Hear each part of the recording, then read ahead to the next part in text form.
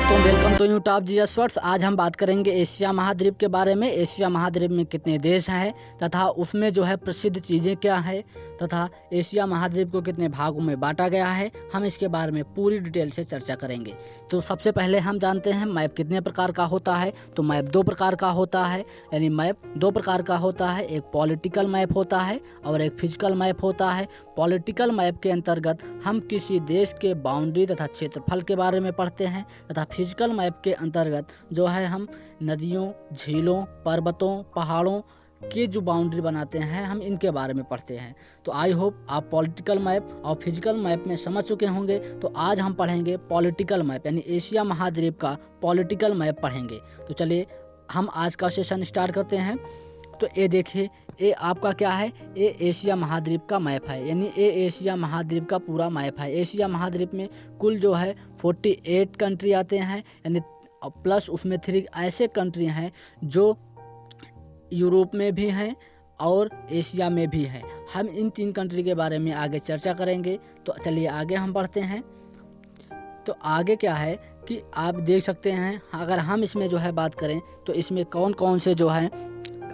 कौन से कंट्री हैं। तो भारत, बांग्लादेश, भूटान, नेपाल, म्यांमार, पाकिस्तान, अफगानिस्तान, चीन, Sri Lanka, Iran, Iraq, Indonesia, Bahrain, Mongolia, Malaysia, Maldives, Lebanon, Laos, Kuwait, Vietnam, Thailand, संयुक्त राज्य अमीरात, Taiwan, Kyrgyzstan, Turkistan, Israel, Jordan, Qatar, Cambodia, उत्तर कोरिया, दक्षिण Korea, Macau, Japan, Brunei, Cyprus, Hong Kong, Guam, Oman, Philippines, Syria, Saudi Arab, Singapore, Uzbekistan, Kazakhstan, Yemen, Tajikistan, Turkmenistan. तो इतने देश जो हैं इस एशिया महाद्वीप में स्थित हैं।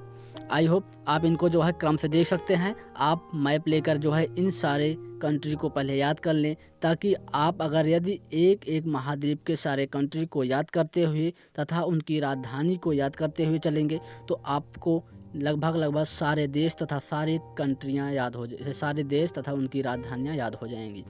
तो चलिए हम सबसे शुरू करते हैं। यानी देखिए, जो आपका एशिया महाद्वीप है इसे 6 भागों में बांटा गया है। देखिए, जैसे कि हम जानते हैं जो मैप होता है उसका ऊपर वाला भाग नॉर्थ होता है, नीचे वाला भाग साउथ होता है, ये जो राइट साइड होता है वो ईस्ट होता है और जो लेफ्ट साइड होता है वो वेस्ट होता है। यानी पूरब, पश्चिम, उत्तर, दक्षिण होते हैं। तो इन्हीं के आधार पर बांटा गया है। और क्या होता है, जैसे कि ये जो होता है, ये वाला भाग जो होता है ये नॉर्थ और ईस्ट बनता है, और ये जो बनता है ये ईस्ट और साउथ बनता है, और ये वाला भाग जो बनता है वेस्ट साउथ बनता है, और ये जो वाला भाग बनता है ये नॉर्थ और वेस्ट बनता है। यानी इनको जो है, इनके जो कॉर्नर यानी बीच में होते हैं, 2 डायरेक्शन के बीच में होते हैं, उनको इस प्रकार से लिखा जाता है। तो चलिए अब इसके आगे हम बात करते हैं। तो देखिए, ये वाला जो ऊपर वाला भाग है नॉर्थन एशिया है, ये इतना भाग जो है साउथर्न एशिया है, ये सेंट्रल एशिया है, ये जो है ईस्टर्न एशिया है, और ये जो है साउथ ईस्ट एशिया है, और ये जो है वेस्टर्न एशिया है।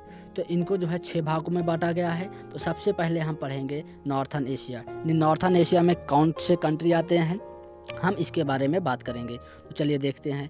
हम नॉर्थन एशिया में केवल एक ही कंट्री आती है जो है रूस। यानी रूस का, वो भी रूस का पूरा भाग नहीं आता। रूस का जो है, जो बड़ा भाग है वो एशिया में आता है, लेकिन क्षेत्रफल में छोटा भाग, इतना भाग जो है, ये वाला भाग जो है ये आता है यूरोप महाद्वीप में। यानी रूस की जो राजधानी है मॉस्को, वो भी जो है यूरोप महाद्वीप में स्थित है।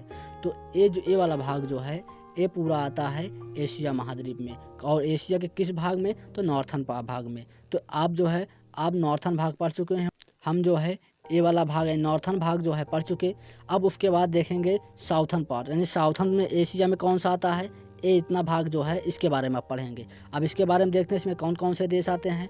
तो देखिए इसमें कौन कौन से देश आते हैं। यानी साउथर्न एशिया में जो है, साउथ एशिया में कौन कौन से देश आते हैं, अफगानिस्तान, पाकिस्तान, नेपाल, भूटान, बांग्लादेश, इंडिया, श्रीलंका और मालदीव यहाँ पर है। यानी कितने देश आते हैं, 8 देश जो है साउथ एशिया में आते हैं, जिसे जो है सार्क देश के नाम से भी जाना जाता है। ठीक, सार्क देश में कितने देश आते हैं, 8 देश। वो सारे देश कहाँ के हैं, साउथ एशिया के ही देश हैं, यानी इनका एक ग्रुप है। आई होप आप जो है साउथ एशिया में कितने देश आते हैं समझ चुके होंगे, सारे देश देख चुके होंगे। अब हम जो है अब 2 पढ़ चुके, एक नॉर्थन एशिया पढ़ चुके, एक साउथर्न एशिया पढ़ चुके। अब हम पढ़ेंगे जो है ईस्ट एशिया यानी ईस्टर्न एशिया जो है हम पढ़ेंगे। अब ईस्ट एशिया में कौन कौन से देश आते हैं, चलिए हम देखते हैं। तो ईस्ट एशिया में जो है देखिए, ईस्ट एशिया में जो है 8 देश आते हैं। अब कौन कौन से 8 देश हैं? Mongolia, China, north Korea, south Korea, Japan, Taiwan, Hong Kong भी है यहाँ पर, ठीक है। तो ये सारे जो है देश आते हैं इसमें, किसमें, यानी ईस्ट एशिया में। वेस्ट एशिया यानी वेस्ट एशिया में कितने देश आते हैं, वो देश कौन कौन से हैं उनको मैप में देखेंगे। तो देखिए वेस्ट एशिया में जो है कौन कौन, तो जो है वेस्ट एशिया में कौन कौन से देश आते हैं हम उनके बारे में बात करेंगे। Oman, Yemen, Saudi Arabia, state of Qatar यानी Bahrain, Kuwait, Iran, Jordan, Israel, फ़िलिस्तीन, Lebanon, Syria, Turkey, Armenia, Georgia, Azerbaijan, Iran, ये सारे जो हैं यहाँ कहाँ पर आते हैं, यानी यहाँ पे दोहा भी है, इसकी राजधानी कतर है, यहाँ पे यूएई है, यहाँ पे है। यानी अब देखिए, यानी इसमें कितने देश आते हैं। अगर हम बात करें जो है वेस्ट एशिया में, तो वेस्ट एशिया में जो है 19 कंट्री आते हैं। कितनी कंट्री, यानी इसमें कितने देश आते हैं, 19 कंट्री जो है इस वेस्ट एशिया में आती हैं। तो आप सभी कंट्री को देख चुके होंगे। चलिए हम अब देखिए, यानी हम सारे चीज़ पढ़ चुके हैं। अभी हमको क्या पढ़ना है, south east Asia. South east Asia में देखते हैं कौन कौन से देश आते हैं, कौन कौन से कंट्री आते हैं। तो साउथ ईस्ट एशिया में जो है 10 देश आते हैं, और 10 देश कौन कौन से हैं, चलिए हम पढ़ते हैं। Indonesia, Philippines, Brunei, Singapore, Malaysia, Cambodia, Thailand, Laos, Vietnam, Myanmar. ये 10 कंट्री हैं जो है साउथ ईस्ट एशिया में आते हैं। तो अब इसके आप सारे देश देख चुके होंगे। अब हम आगे बढ़ते हैं। अब एक बचा है हमारा सेंट्रल एशिया, यानी सेंट्रल एशिया के अंतर्गत कौन सा देश आता है।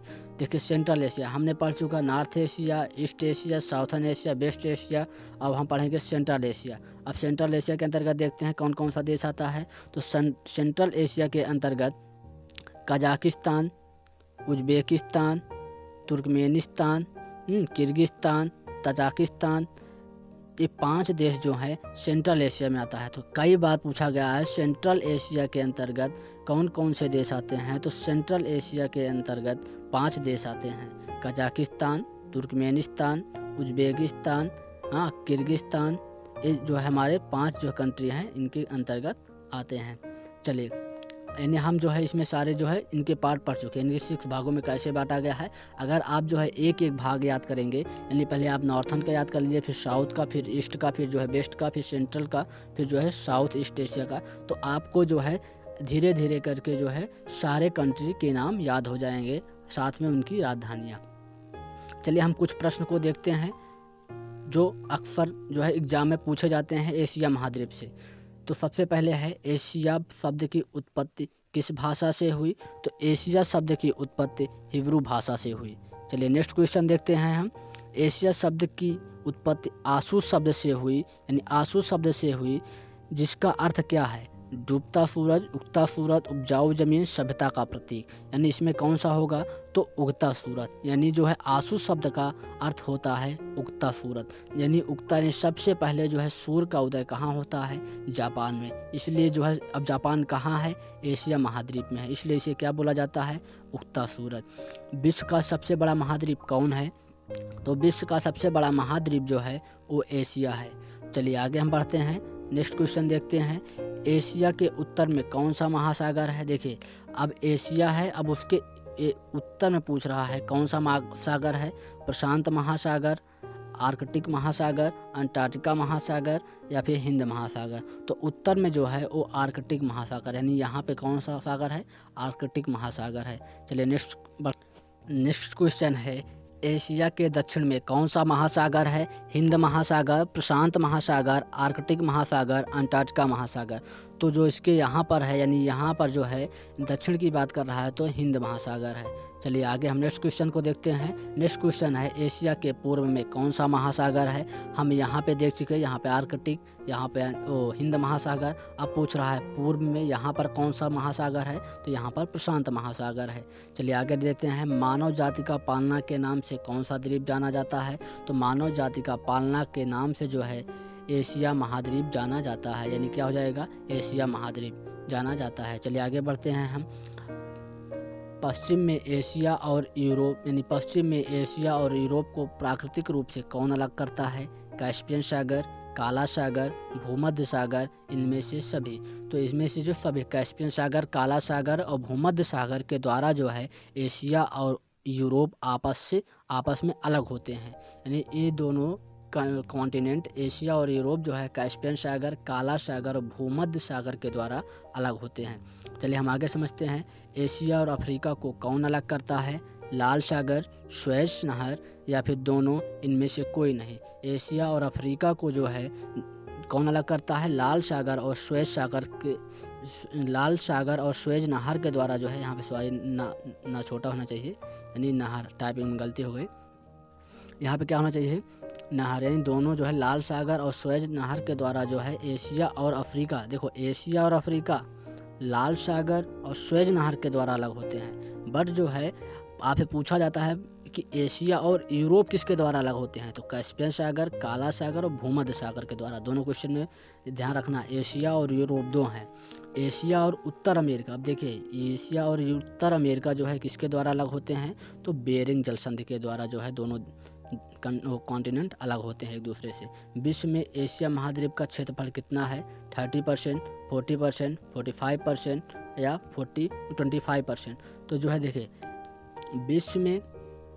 विश्व में एशिया महाद्वीप का क्षेत्रफल पूछ रहा है, तो क्षेत्रफल की बात जब की जाएगी तो 40%, कितने परसेंट, 40%, यहाँ पे क्या हो जाएगा, आपका सेकंड ऑप्शन सही हो जाएगा, यानी 40% हो जाएगा। अब एशिया में विश्व का कितना परसेंट लोग निवास करते हैं, अब लोगों को पूछा जाए, देखो लोग जो रहते हैं वो 60% रहते हैं, बट ज़मीन कितनी है, 40% है, पूरे वर्ल्ड की 40% ज़मीन है, बट लोग कितने हैं, 60% है। तो यहाँ क्या हो जाएगा, फर्स्ट ऑप्शन। चलिए आगे बढ़ते हैं।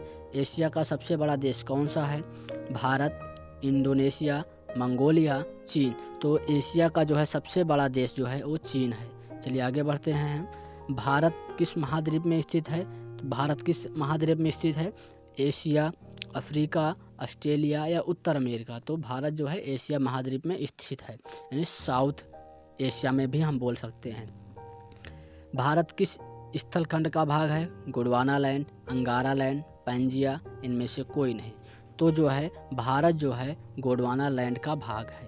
भारत जो है स्थल खंड, यानी यहाँ पे पहले गोंडवाना लैंड था, यहाँ से खिसक कर यहाँ पर आया, जो चीन से यूरेशियन प्लेट से टकराकर यहाँ पे हिमालय का निर्माण किया था, जो हम पिछले वीडियो में बता चुके हैं। आप लिंक दिया गया है डिस्क्रिप्शन बॉक्स में, वहाँ पर जाकर देख सकते हैं कि इंडिया का निर्माण कैसे हुआ।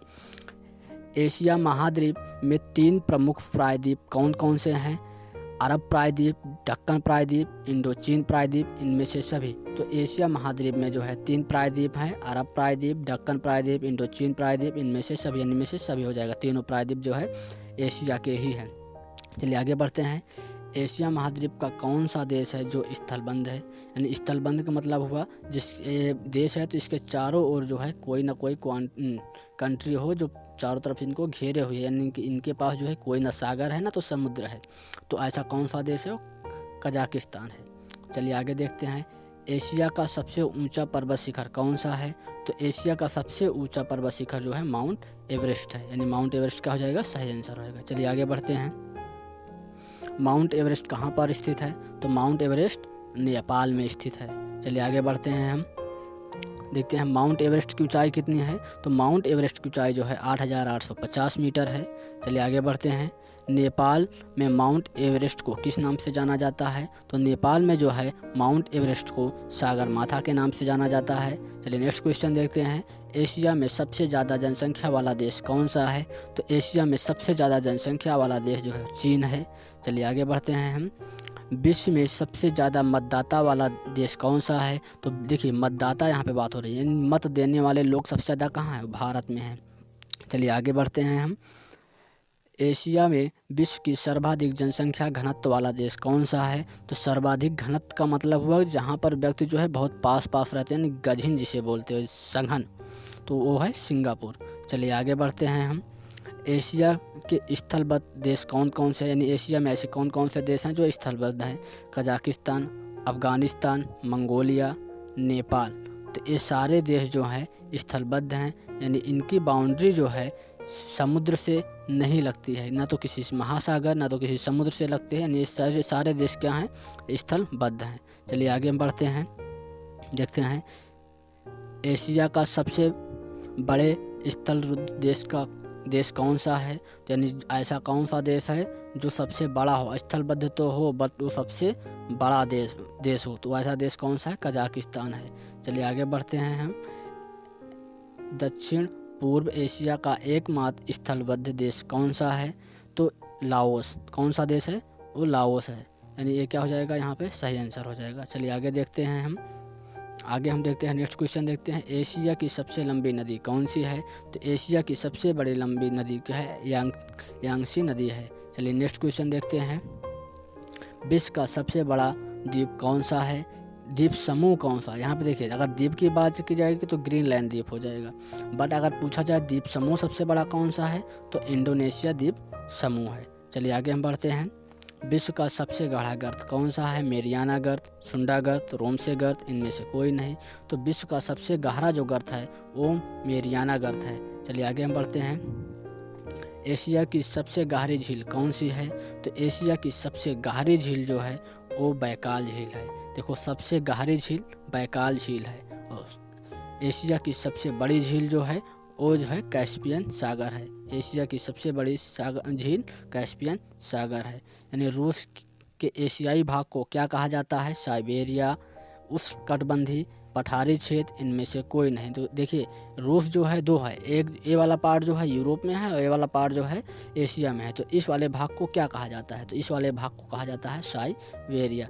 चलिए आगे नेक्स्ट क्वेश्चन देखते हैं हम, रूस की राजधानी मॉस्को किस महाद्वीप में स्थित है। तो रूस है और एशिया हो गया यूरोप, तो मॉस्को जो है यहाँ पर स्थित है, यानी यूरोप महाद्वीप में स्थित है, इसको विशेष रूप से ध्यान रखना।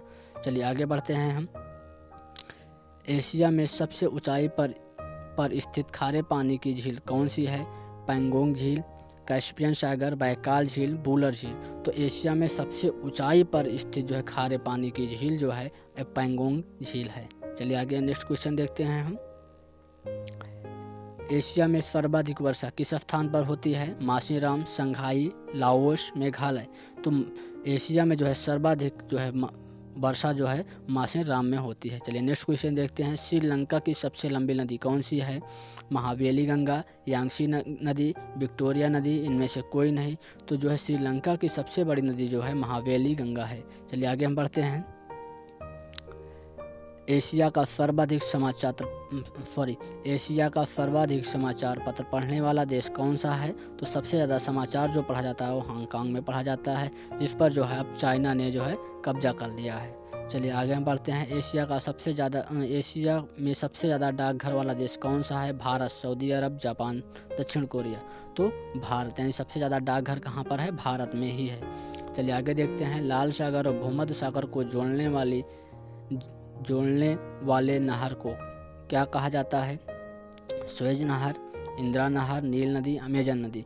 तो लाल सागर और जो है भूमध्य सागर को जोड़ने वाली नहर का नाम है सुएज नहर। चलिए नेक्स्ट क्वेश्चन देखते हैं, एशिया के किस देश में सबसे ज़्यादा चाय उत्पादन किया जाता है। तो सबसे ज़्यादा चाय जो होती है वो चीन में होती है।